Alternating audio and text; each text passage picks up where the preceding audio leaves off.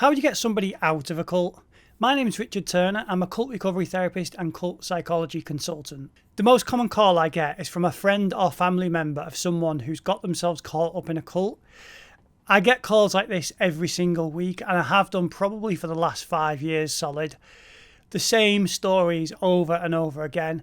And I thought I'd do a video with some pointers for supporting somebody who's got themselves into a cult.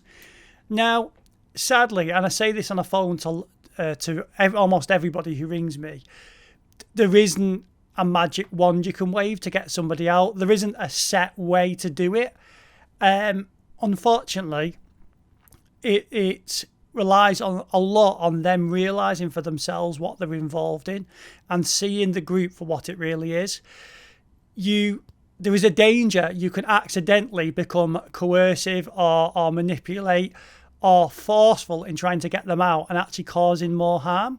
And it's very difficult to actually manage supporting someone in this situation. Now, if you've got a friend or family member in a group you suspect might be a cult, the first thing to do is gather information and knowledge. So, learn about cult psychology, learn how cults control, research the group the person is in, get as much information as you possibly can, because that will help you make decisions in how you communicate with them, and it will make the situation begin to make sense. Because often in the early days of somebody being recruited into a cult and a family or friend realising, it seems bizarre. It seems like it doesn't make sense. I don't understand why they're not listening to me. I'm trying to warn them. I don't get it. Now, one of the challenges in these situations is the emotional attachment to the person. And I can often give advice like it's just really simple to apply. But in real life, when you care about someone and you're afraid, it can be very difficult, because sometimes there's a tendency for people, and it's very human, and of course it's very understandable. There's a tendency for people to get really frustrated and go, "You're in a cult, wake up." But unfortunately, sometimes that just makes things worse. So in this video as well, I want to touch on some of that. So in your research into cult psychology, you'll find out that part of the way cults control is through isolation. This controls the information they're hearing. It stops them getting any kind of other feedback from other areas, and means that there's no one there to warn them. So a key thing, if you're trying to help somebody who's in a group, help them get out or realise what they're in, is that you stay in contact with them, that you check in with them every now and again, that you try and spend time with them, because the cult leader probably will be trying to isolate the person from the friends and family. The friends and family, the biggest threat to somebody leaving a cult, and the leader does not want to be abandoned and wants to control that person. So the biggest threat is friends and family. So a good thing for you to do would be to just stay in touch with them. The person, it would be beneficial for the person to have contact with people who aren't cult members. Now, sometimes what happens with families is they get into an argument with the person and then they end up cutting contact. That's, again, completely understandable because of the frustrations with it. But if it's possible, try and regain contact with the person. So what you want to do is to set yourself up as an escape route. Now, one of the problems sometimes, one of the barriers for someone escaping a cult sometimes is they have no escape route. They have nowhere to go. So if that person knows that they can come to you, then they know in their head all the time when they're having doubts that I know where to go, I know what to do. If I want to get out, I can go to this person. I can go to my mum, to my dad, to my brother, to my sister, to my friend, and that will be my escape route. And even if they're not voicing that to you, that they're even thinking about that, that might be, I've heard that sometimes it'll be in the back of the head. So I've counseled people who've been in cults who are waking up and realising they're in a cult. They're just not ready to voice it out of the mouth yet. So sometimes you can take heart in that a person can be having doubts for quite a long time and realising, but they're just not ready to make that commitment of saying, uh-oh, I'm in a cult. So in terms of the isolation then, try and keep in contact with them so they've got someone to come and talk to, so that they're having a relationship they can compare the cult to. So a different kind of relationship, so they've got something to compare.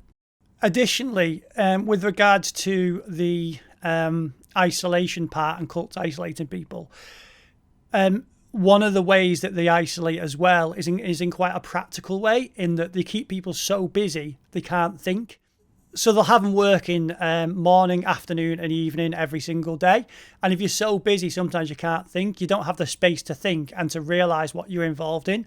Now, one thing I've heard has worked in helping someone get out of a cult is inviting the cult member to a family meal, inviting them on holiday, trying to get them out of the environment long enough for them to have space to think about things.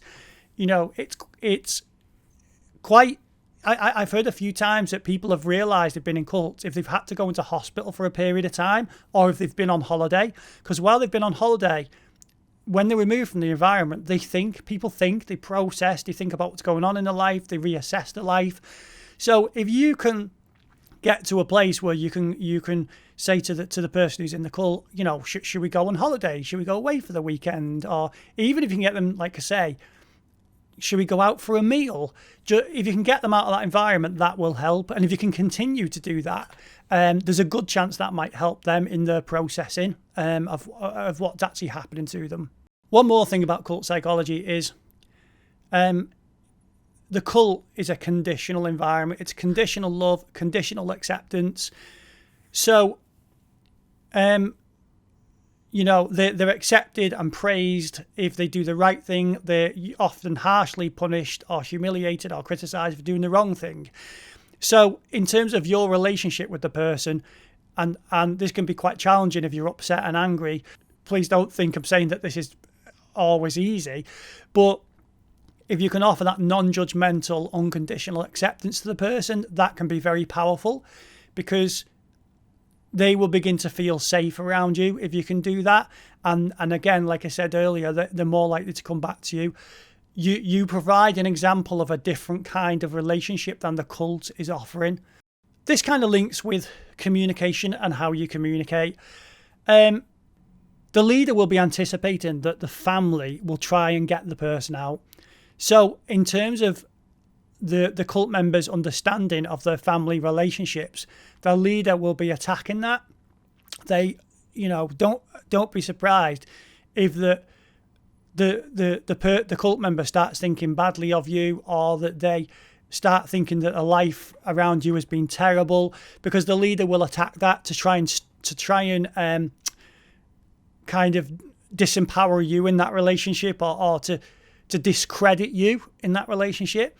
So what sometimes happens with families, and again, completely understandable, is that they will get frustrated with the person, and then what will happen, and angry with the person and argue with the person, and what will happen is the cult leader of the cult will use that to isolate the person even more. So they will say, see, your family isn't loving, your parent has an anger problem, look at the way they treat you. So if you fall out with them over the cult, there's a good chance the cult will weaponize that. And unfortunately, your very human, understandable response, could be used against you. So, and this is where it gets quite difficult for people, because you have to almost just step back for a second and almost try and act curious and concerned without getting angry or critical, because it's getting angry and critical there's the potential to push the person further into it. So respond factually. You can sometimes be honest about how you're feeling and how their involvement is impacting you, but some of this is about learning to communicate that without coming across like you're criticizing the person. So what you can do is you can say, oh, this is how this is impacting me, I'm concerned. You can point out some of the facts of the situation. You don't seem to be doing this anymore. We're not spending much time together anymore. I don't feel like we have the same relationship anymore. I feel, so you can talk about your emotions, really sad about that. You can communicate that, but you just have to be careful. This is your fault. I'm blaming you. Because all that will do, that's got the potential to be used against you by the leader or push the person further away. And you want to be that kind of safe space for the person. And of course, this, it's not easy that sometimes if you're worried and you're scared that the person's slipping away. If you're in a situation now where you're thinking that, I'm trying to help someone, and I don't know the person, and you do, so what will work, what won't work, how to read the person. What I'm saying here, they're just general pointers that could possibly help, and I don't know for sure that they will. You obviously know the person better than I do. So, I advise wisdom and caution sometimes with these things, but I know from speaking to people and having these calls over and over again, these kind of things have helped, especially being honest about how it's impacting you, because it shows them the consequence of their occult involvement. Even though you might find they're becoming glassy-eyed and distant, like they don't care, it seems to, from the family stories I've listened to, tap in to some part of them that cares about you. So when you say, this is impacting me, this is hurting me, it helps them see the consequence of what they're involved in. So I've heard instances of little light bulb moments when families have done that, and it's gotten through to them a little bit, and they've and jolted them and helped them think about the impact of what they're involved in. Sometimes you will get what I would call like windows of doubt. So I hear from talking to all of these families that there'll be moments where the person is cold and distant, and then there'll be other moments where they think they seem different, they seem more themselves. They're coming to me raising like little concerns, and you have these. Sometimes you get these like little windows of opportunity in the cult member. So you will, if you know the person quite well, you'll probably know what they look like. In those times, you can plant some little seeds of doubt. For example, if you've researched the group and you found a news article about the leader for some crime they committed 10 years ago, or some controversy, while the person's having doubt, sometimes what you can do is say, oh, I notice you're kind of doubting this group. It's funny you should say that, because I did a bit of research the other week and I found this article. Have you seen it? And while they're already doubting, you meet them at that place and just plant a little, I found this information. So you can just gently water or plant a seed, water. You get what I mean. You can gently just support them in that doubt, and it's not forceful. You're not coercing. You're just meeting at a point where they're already doubting and exploring that doubt with them and giving them more information to help them make decisions. Also, as well, sometimes you might see that they're really low or struggling, and in those moments you can say things like, you seem really low. Is everything okay? How are things in the group? Before you joined, you seem really happy, but at the moment while you're in this, you don't seem the same person anymore. Are you okay? So you're just genuine concern. Families sometimes tell me as well, is sometimes when they try and act like this, because it's a little bit of out of character for them, the person picks up on it. So it's really important that you just do it in a really genuine way, and you might even have to be a bit vulnerable yourself and say, here's what I'm really feeling, which can be a bit uncomfortable sometimes if you don't have that kind of relationship. But that genuineness, it appears to be what is needed, because the cult often is very fake and inauthentic. So you can sometimes get through to someone by just showing that kind of genuineness. In a practical sense, cults often are financially exploiting people. If they find out you've got money, they'll try and take it from you in all manner of ways. So if the person starts asking you for money, be very aware that if you give it, it's probably just going to the leader. And actually, sometimes if a leader can't financially exploit someone, they start to lose interest in them. So it can actually sometimes be a bit of a wake-up call to the person when they realise that the leader isn't interested in them anymore. Now they can't get any money. So effectively, and I was thinking about this the other day, a cult is a massive scam. Effectively, a very intense, traumatic, long-term scam. Like you would get a scam phone call where they're trying to steal your money, except in rather than a few instances where there's a phone call or you send money or whatever. In this, it's long term and big, but effectively it's a scam. So if you give money into, effectively you're giving money into a scam process. And finally, think about what your limits are and what your role is in this and the boundaries of that role.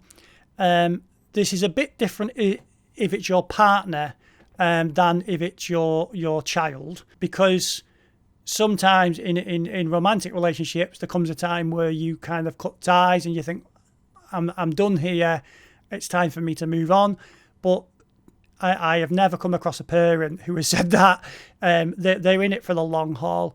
This can end up being draining on somebody, and you can end up to the point where you take so much responsibility for this, it's actually becoming harmful. From listening to romantic partners, if a couple is married and one person ends up in a cult, often I hear comments like, I've not done everything I can yet. I've still got some ideas. I'm going to try these different things. If none of these things work, that is all I can do now. I have fulfilled my role in trying to get this person out of the cult, and I can't do any more. For my own well-being, I'm going to have to move on, which is a very sad thing. But that's what I hear often if there's a marriage and one person is in the cult. And it's for you to decide that how much you want to kind of give, what kind of journey you want to go on.